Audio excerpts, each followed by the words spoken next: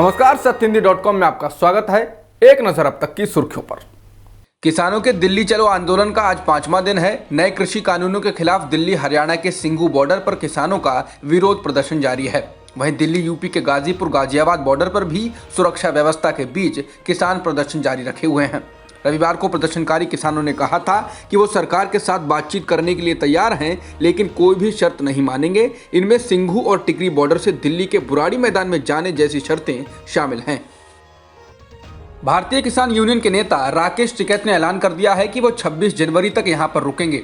साथ ही बॉर्डर पर मौजूद प्रदर्शनकारी जल्द ही अस्थायी घर या झोपड़ी बनाएंगे ताकि लंबे वक्त तक रुक सकें। बता दें, बड़ी संख्या में किसान गाजीपुर गाजियाबाद सीमा पर खड़े हैं और दिल्ली में घुसने को तैयार हैं। केंद्र के नए कृषि कानून के खिलाफ किसानों के जारी प्रदर्शन के बीच केंद्रीय गृह मंत्री अमित शाह ने रविवार को कहा कि यह कानून किसानों के कल्याण के लिए है। साथ ही उन्होंने किसानों के प्रदर्शन को गैर राजनीतिक बताया। संवाददाताओं के साथ बातचीत में शाह ने कहा, नए कृषि कानून किसानों के कल्याण के लिए हैं। लंबे समय के बाद किसान बंधन वाली व्यवस्था से बाहर आने जा रहे हैं। जो भी इनका राजनीतिक विरोध करना चाहते हैं करने दें। मैंने ये भी नहीं कहा कि किसानों का प्रदर्शन राजनीतिक है और ऐसा कभी कहूंगा भी नहीं। हालांकि हरियाणा के सीएम खट्टर से लेकर बाकी बीजेपी नेता इस आंदोलन को राजनीतिक बताकर हमले कर चुके हैं। शिवसेना ने अपने मुखपत्र सामना में बीजेपी को एक बार फिर निशाने पर लिया है। शिवसेना ने कहा कि बीजेपी अपने विरोधियों को निशाना बनाने के लिए ईडी और सीबीआई जैसी एजेंसियों का इस्तेमाल करती है। इन एजेंसियों को भी वीरता दिखाने का एक मौका दिया जाना चाहिए। इसलिए इन एजेंसियों को बॉर्डर पर भेज देना चाहिए। हर बार गोली से काम नहीं चलता है। इसके साथ ही शिवसेना ने किसानों के साथ सरकार के व्यवहार को लेकर भी उन पर निशाना साधा। बहुजन समाज पार्टी के अध्यक्ष मायावती ने उत्तर प्रदेश में कथित लव जिहाद के लिए लाए गए अध्यादेश पर यूपी सरकार से कहा है कि वो दोबारा विचार कर लें।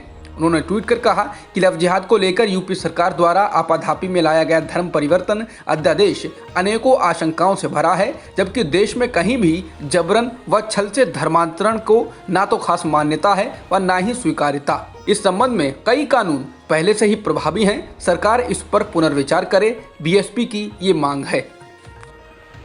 कर्नाटक के बेलगावी लोकसभा सीट में होने वाले उपचुनाव को लेकर भारतीय जनता पार्टी के नेता और येदियुरप्पा सरकार में ग्रामीण विकास मंत्री के.एस. ईश्वरप्पा ने कहा है कि बीजेपी इस चुनाव में किसी भी मुस्लिम उम्मीदवार को टिकट नहीं देगी। उन्होंने कहा कि हम किसी भी हिंदू समुदाय को पार्टी टिकट दे सकते हैं। कुरुबा, लिंगायत, वोक्किलिगा या ब्राह्मण समुदाय में से किसी को भी हम ये टिकट दे सकते हैं, लेकिन निश्चित रूप से मुसलमानों को टिकट नहीं दिया जाएगा। उन्होंने कहा कि बीजेपी को छोड़कर किसी भी पार्टी में लोकतांत्रिक व्यवस्था नहीं है। भारत ने इस्लामिक देशों के संगठन ऑर्गेनाइजेशन ऑफ इस्लामिक कोऑपरेशन यानी OIC के सदस्य देशों के विदेश मंत्रियों की बैठक में पास किए गए प्रस्ताव को खारिज कर दिया है। इस प्रस्ताव में कश्मीर का भी जिक्र किया गया है। भारतीय विदेश मंत्रालय ने कहा कि OIC में पास किए गए प्रस्ताव में भारत का संदर्भ तथ्यात्मक रूप से गलत, अकारण और अनुचित है। भारत ने OIC पर पाकिस्तान के कहने पर एंटी इंडिया कदम उठाने का आरोप भी लगाया है। बता दें, इस प्रस्ताव में जम्मू कश्मीर के विशेष दर्जा हटाने को अवैध बताया गया है और ये दर्जा वापस करने को कहा गया है। भारत से सटे बॉर्डर पर चीन लगातार आक्रामक रवैया अपनाए हुए है। अब चीन ने घोषणा की है कि वो जल्द ही तिब्बत से निकलने वाली ब्रह्मपुत्र नदी या यारलुंग जांगवो नदी की निचली धारा पर भारतीय सीमा के करीब एक विशालकाय बांध बनाने जा रहा है। चीन के इस विशाल आकार के बांध से भारत के पूर्वोत्तर राज्यों और बांग्लादेश में सूखे जैसी स्थिति पैदा हो सकती है। एक्ट्रेस उर्मिला मातोंडकर शिवसेना में शामिल होंगी। पार्टी के प्रवक्ता और MP संजय राउत ने समाचार एजेंसी ANI से बातचीत में ये जानकारी दी है। उन्होंने कहा कि उर्मिला मातोंडकर कल पार्टी ज्वाइन कर सकती हैं। आपको बता दें कि साल 2019 के लोकसभा चुनाव में उर्मिला मातोंडकर ने कांग्रेस के टिकट पर चुनाव लड़ा था, लेकिन उन्हें हार का सामना करना पड़ा था। Indian council of medical research यानी ICMR एस्ट्राजेनेका के कोविड-19 वैक्सीन परीक्षण के दौरान हुए एक कथित प्रतिकूल रिएक्शन की जांच कर रहा है, लेकिन फिलहाल ट्रायल जारी रहेगा। समाचार एजेंसी रॉयटर्स के एक रिपोर्ट के अनुसार ICMR के एक वरिष्ठ अधिकारी ने रविवार को कहा कि इसे रोकने की सिफारिश करने का कोई कारण नहीं मिला है।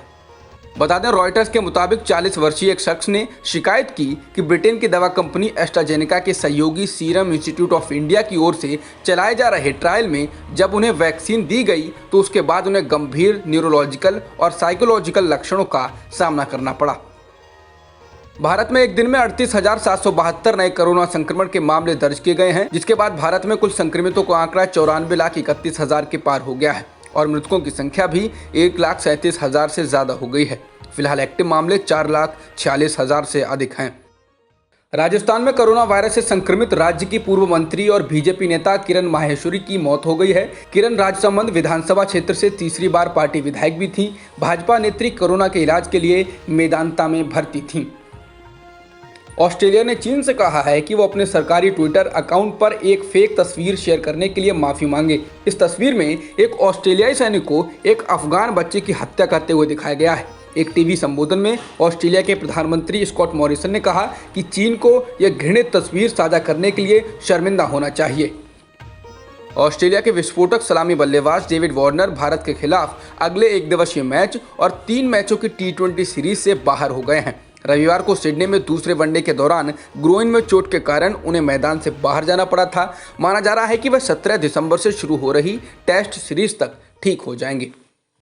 ऑस्ट्रेलिया के खिलाफ भारत की वनडे मैचों की सीरीज में हार के बाद पूर्व भारतीय क्रिकेटर गौतम गंभीर ने विराट कोहली की कप्तानी पर सवाल उठाए हैं।